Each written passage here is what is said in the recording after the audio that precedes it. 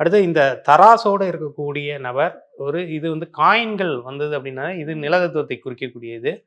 பணம் கிடைக்கப் போகிறது, பெரும் பணம் கிடைக்கப் போகின்றது அப்படிங்கிறத தான் அது குறிக்கக்கூடியதா இது அந்த இருக்கும். ஃபேமிலி ரீதியா ஏதாவது சொத்துக்கள் வரணும். கண்டிப்பாக. அதெல்லாம் கூட நம்ம சொத்து, எடுத்துக்கலாம். அதுக்கப்புறமா வந்து பல்க் அமௌண்ட் ஒரு பிஎஃப் வந்து வருது, அல்லது வந்து அவங்களுக்கு ஒரு கிராஜுவிட்டி வருது, அல்லது ஒரு செட்டில்மெண்ட் அமௌண்ட் அப்படின்னு சொல்லப்படக்கூடியது.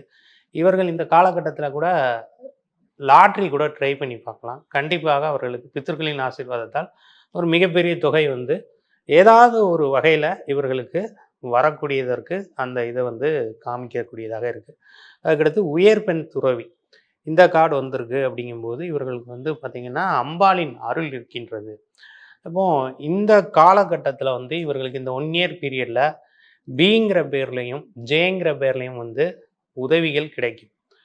அதாவது ஜெய் அப்படிங்கிறவங்க, அதுக்கப்புறம் பி அப்படின்னா புவனா அப்படிங்கிறவங்க, பாஸ்கர் அப்படிங்கிறவங்க, இது மாதிரி பின்னு ஸ்டார்ட் ஆகுற பேர், அப்புறம் ஜேங்கிற ஸ்டார்ட் ஆகுற பேர், அல்லது அந்த பேர்ல இருக்கக்கூடிய ஊர்ல இருந்து இவங்களுக்கு ஏதாவது உதவிகள் கிடைக்கும், அல்லது நபர்கள் வந்து இவர்களுக்கு நல்ல விதமான விஷயங்களை செய்து கொடுக்கக்கூடியதாக இருக்கும்.